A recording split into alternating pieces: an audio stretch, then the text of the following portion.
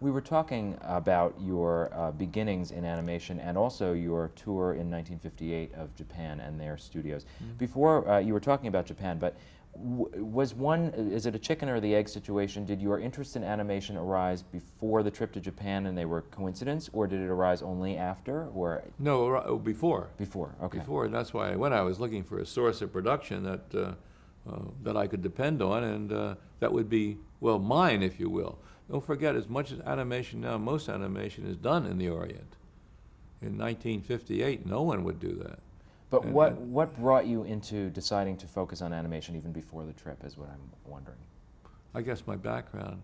Okay. And I had also done, limited animation at the network, and I guess some animated films or commercials, in a limited sense, not in a Disney sense, but a less elaborate style of animation, which I wanted to do. I wanted to do that. You had a fledgling company. Was that something you saw would be lucrative? I mean, Yes, of course. obviously it Oh, was I hope visionary, so. so- Yes, yes. For example, the Tales of the Wizard of Oz, which was also a syndicated series, station by station, we animated in Ottawa, Canada. And they gathered all the animators they could find in Canada and America and from England. And we did it there for several reasons. First of all, because we had a talent pool and a studio that wanted to do that with us. And the Canadian government gave us a seal, so that subsequently most things that we made had the seal automatically because of our initial production, a large production. We also recorded our voice tracks in Canada. Rudolph, for example, was a Canadian voice track. So, And the seal of approval then was important because Canada had a ratio, a standard, and only a few American programs. They were trying to build up their own network, the Canadian Broadcasting, make their own films, do their own thing, and so only a few American shows were allowed over the border, and we were because of that. okay. Stepping back, so you were in Japan and you saw, I just want to get the point of the Japan trip. You saw you were very impressed with their facilities, as you were Yeah, saying. yeah. And then you came home. How did that influence your developing the New Adventures of Pinocchio, which was your first series? Yeah, in well, because I 1960? had seen their stop motion technique, and speaking to the studio that did that, we realized that they could indeed provide 130 episodes of Pinocchio, and so we went into production. These were station by station sales, so we had to have the money before we had the payment. We were introduced to factors in New York. Factors, finance the garment business. And so one said, okay, they would factor us on the contract. We had a contract to deliver to a Detroit station the films. They would pay us on delivery.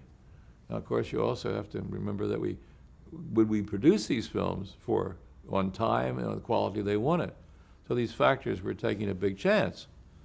But at 18% per year, I guess I thought that was a risk-reward solution.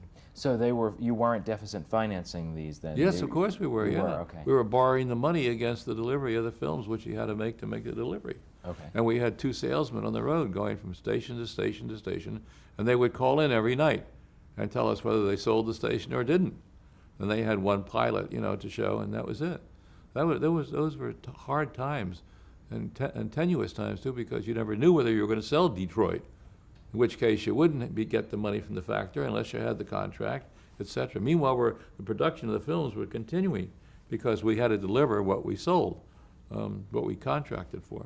Okay. And that's how our syndication business worked for both the series. And that was starting from the very beginning, Yeah. 1960. What was your role in producing the show, and also what was Jules Bass's? How did you divide up the workload? Golly, we were so intertwined, it's hard to decide again. I was in charge of production, let me put it that way. I was in charge of making sure the animation was done, and it was on schedule, and the quality was good, and also on budget. Jules, as I said, did most of the soundtrack work, and he was very, very business-oriented, and so contracts and payments and all of that, he began to administer. And also, he was writing music. He started to write music for the films that we were making. Now, what made you pick Pinocchio as, obviously it's a classic story, what made Yeah. you pick that as the subject matter for your first Because show? of the stop motion technique. Okay, and tell me about that. This is where you developed animagic. Yeah, yeah. It's you build the figure, which is about 8 inches tall. There are various sizes, but say 8 inches is the standard. Um, and you move it one frame at a time. You for every character in our technique, for every character in front of the camera, there is a person off camera, and they're in charge of moving their doll, if you will, puppet, if you will. But they're actually actually figures that are built to follow the design. They're articulated, they can move arms, legs, and Yes, joints. yes, everything. And they have to do it, they have to calibrate the movements in their own heads. Because if they want the guy to the character to walk across the room and pick up a flower, they have to know how he's going to do it, or she. And they must remember that. So we could never finish the shot until we faded out. And the people would sometimes stay there all night long because they hadn't finished moving the character to the flower. And would you use things like they did for Disney animation, where you would film a real human making those motions and then try to duplicate Yes, them? Or? yeah, yeah. How tall were the figures, and how big were they? How easy to manipulate?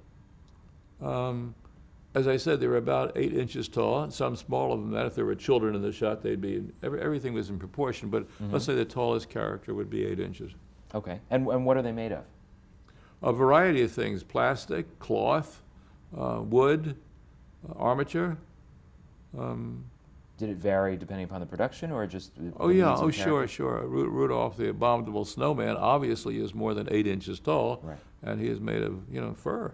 Okay. And now you talked about, obviously some people would have to really work and stay all night to complete a shot. Yeah. Just in general, for one scene or one shot, how long would it take? Obviously it's a painstaking process to complete. At 24 frames to a second, and every movement requires one frame. So there are 24 moves in a second that come out on the. Now you can compound that if the picture runs an hour and a half. We're talking about 150,000 moves. And how long did each move take to photograph? In and out of from the step frame. behind the camera and back again. Well, they did it as fast as they can, so they could have some production continuity.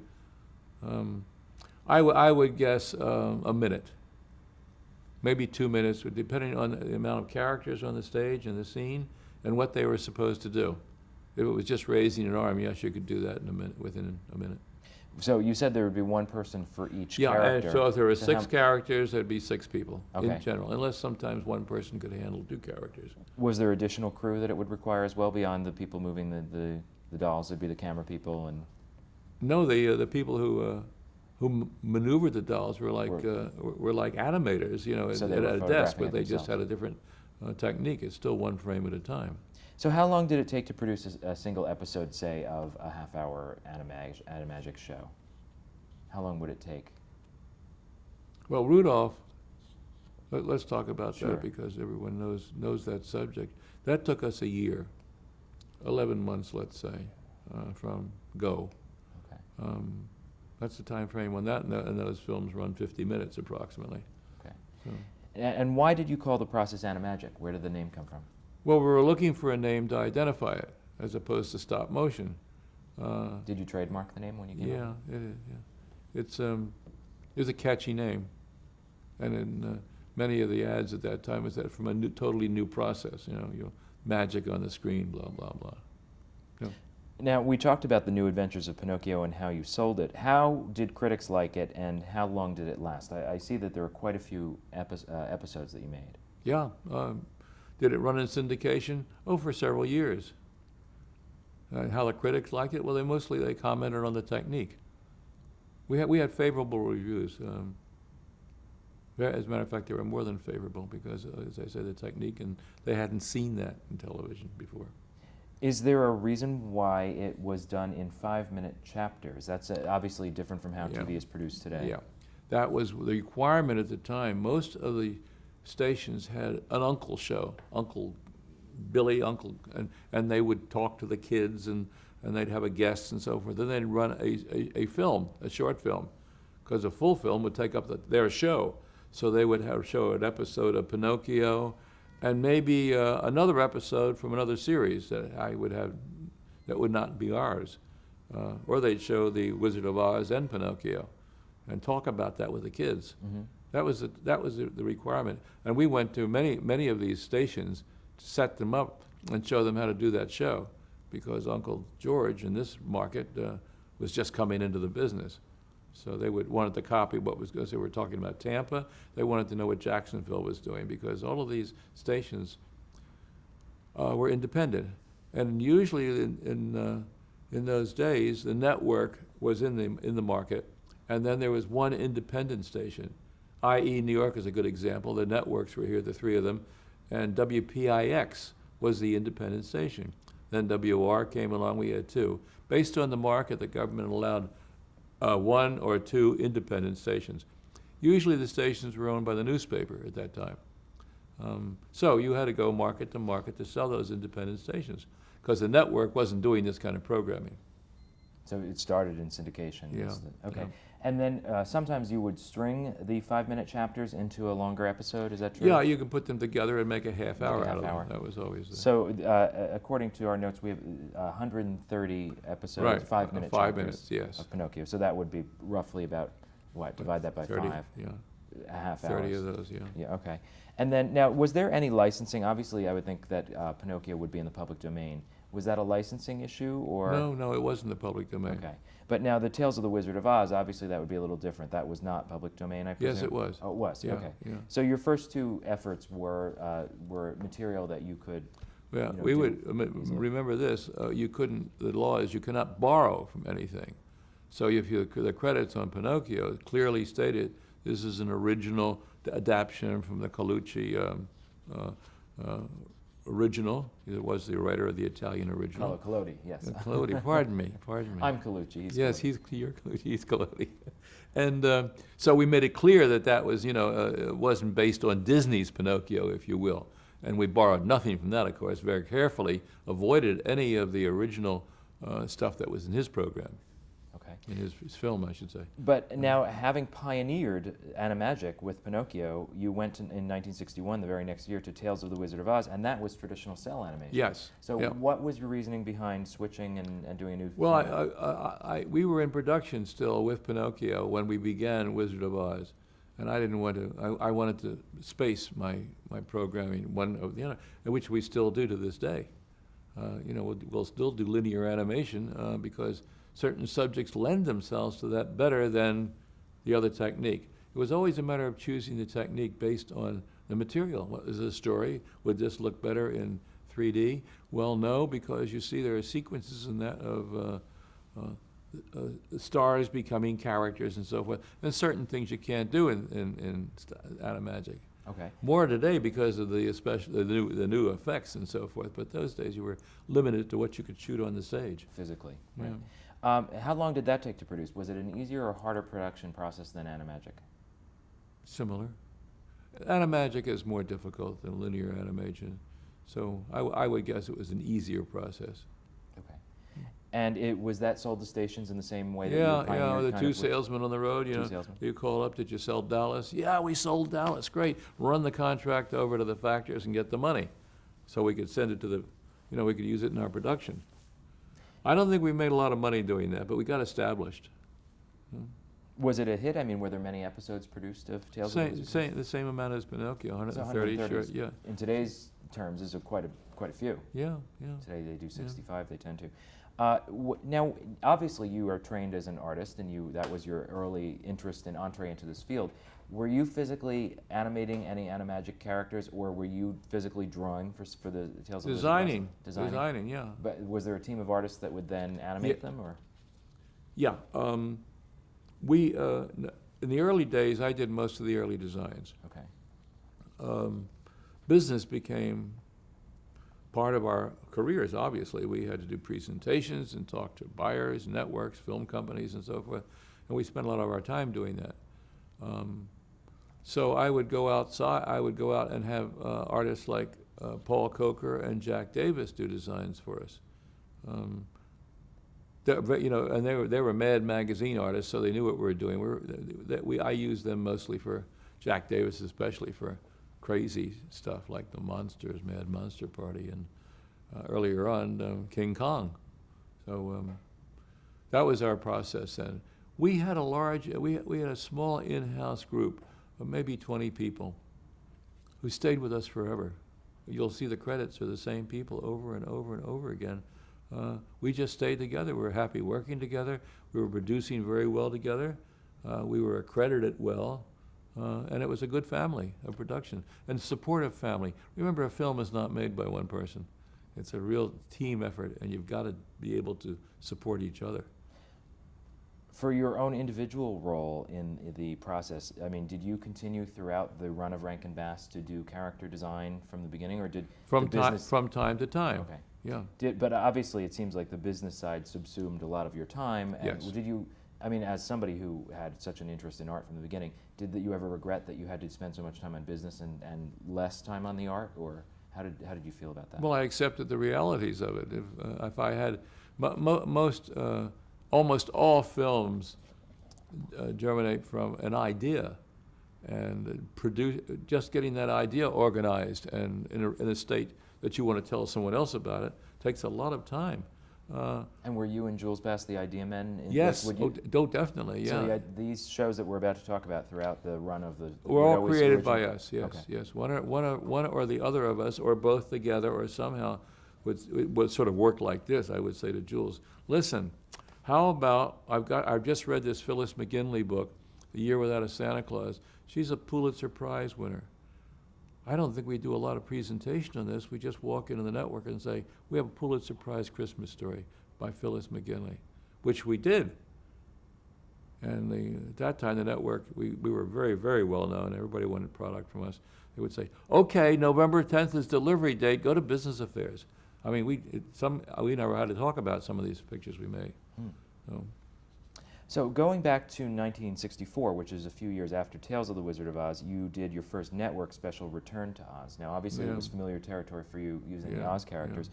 How did this switch from syndication to network? Because now you're doing a network special. Yeah, we were close to the agency and the client, General Electric, and they had a spot on NBC every Sunday. They had an hour with a college quiz show, and it was on at 5 or 6 o'clock.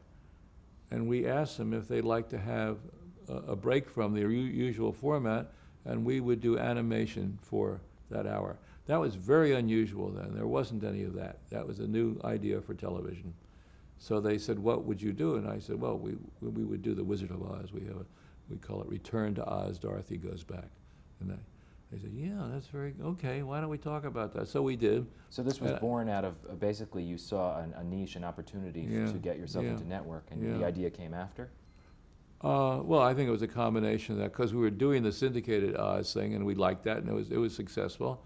And we had the team of animators, again, who could produce this very easily. Not easily, but they could produce it, which is always a problem in films. You know, how are you, you've got a great idea, and you just bought it. How are you going to get it made? What's it going to look like when you get it made?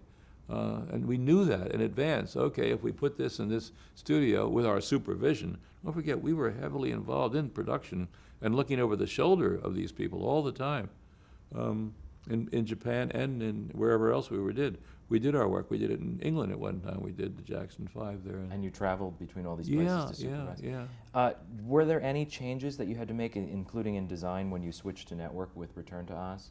Well, we just had we just had more animation. The same designs were in the film, but maybe a little more detailed, and the animation itself was what was better, let's use that word. Okay. And then obviously, in 1964, one of the shows you're best known for, and one of your first, was Rudolph the Red-Nosed Reindeer. Yeah. And that again was Animagic. So you went back to that, your pioneering technology. That came in the same time spot with General Electric on their college show and NBC in the afternoon. And so that's how it became a network show from the beginning. Yes. And curiously or fortuitously enough, the president of General Electric Housewares division had worked at a department store in Chicago.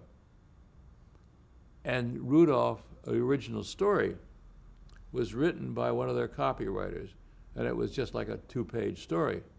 And he remembered that, and he liked the promotion. He was involved in it. And then that little story became the song because the composer of the song and the writer of the story were related by marriage. And that was it. So the song was written at that time. This was in the 40s, right? Yeah. When the song was written. And Gene Autry, a famous cowboy star at that time, recorded it, and it became a hit. And Johnny Marks, who owned the song, was my nearby neighbor in Greenwich Village. So I said to him, that character could be could make a nice Christmas special. I know who might like it. He was reluctant to do that because he was receiving ASCAP money on a yearly basis, which was important to him, and he received a good deal of it. So he was reluctant to test any other area.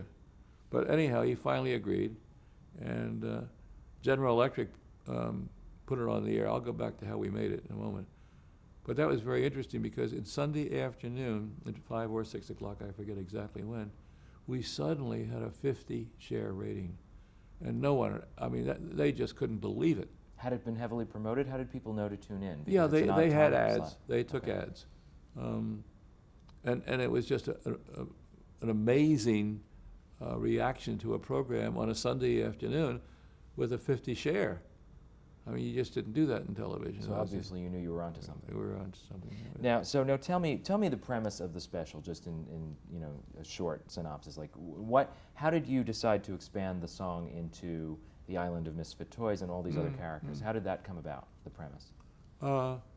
Again, Jules and myself, and with Romeo Muller, wrote a script, and we invented all those characters. Other than I mean, everything in there is an invention, along with the main character, Rudolph the Red-Nosed Reindeer. I mean, no one really knew what Rudolph looked like. I mean, all that, and we invented everything that happened in that picture.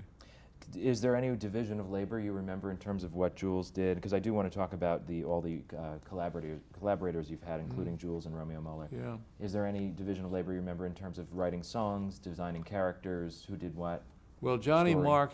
Marks, what wrote all the songs, Okay. which was his deal with us. But as far as recording the soundtrack and all the songs of, and all the production of those songs that he wrote, Jules and Maury Laws did that, Okay.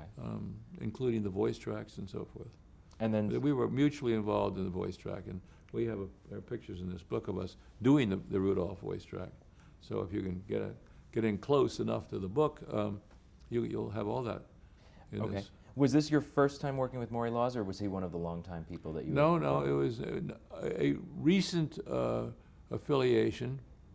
When Jules was in the agency, by mistake, he was given a limerick, a commercial lyric, a radio commercial to write.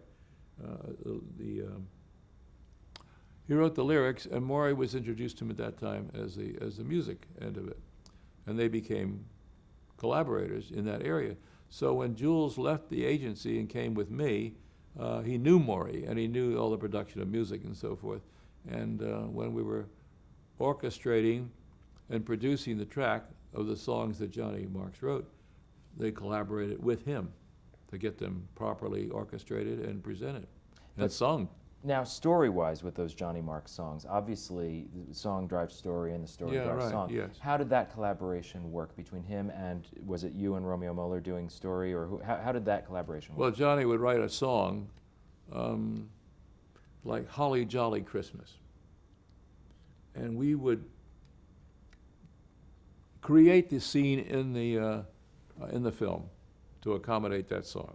That was very easy because Burl Ives just sang it in front of a series of shots where they're building a Christmas tree.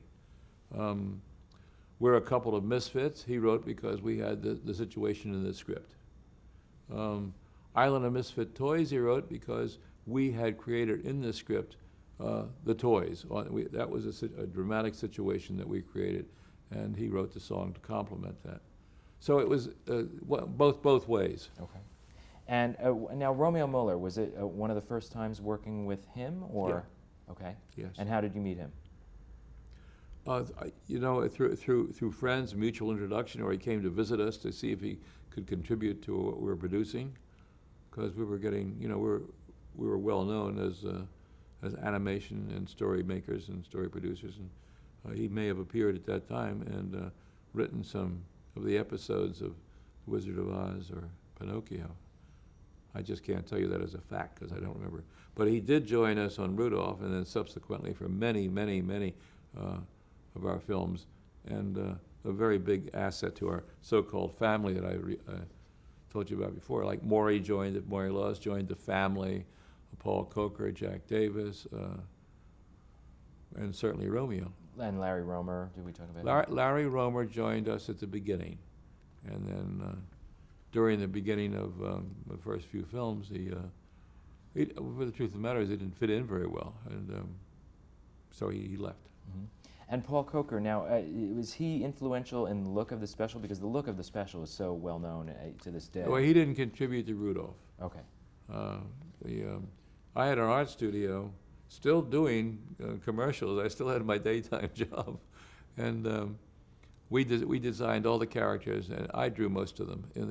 Anthony Peters, who worked for me at that time, contributed. He was an artist, cartoonist, and he designed some of the characters. I designed some.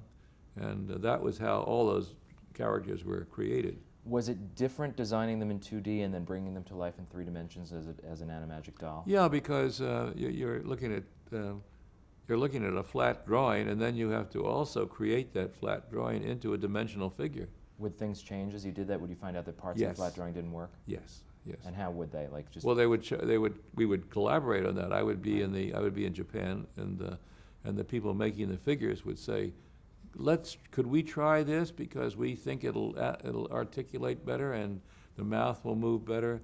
And of course, if I was there, I would say yes or no. And I have always liked suggestions. I mean, I please suggest. And I've got much input from suggestions that I've adopted. It's a great way to work with truly creative people. You welcome them, as I said to you before this. Ask me, tell me. I'd like to know what you think. It's really important, and I think an open mind in any creative process is very, very necessary. Mm. We've talked about your Burl Ives working with him on Sam the Snowman. Do you have any stories about working with him, or did he come in just to do songs? Obviously, he narrated as well. So. Yeah, we had recorded the soundtrack for Rudolph with a group of artists, voice artists in Canada. And then we guided them, you know, they saw the pictures. You do the voice track, of course, before you do the animation, but you do the characters and the storyboards. The animation then is synchronized to how they speak. And so we created their voices and told them what we wanted. We hired actors that could do this part or that part. And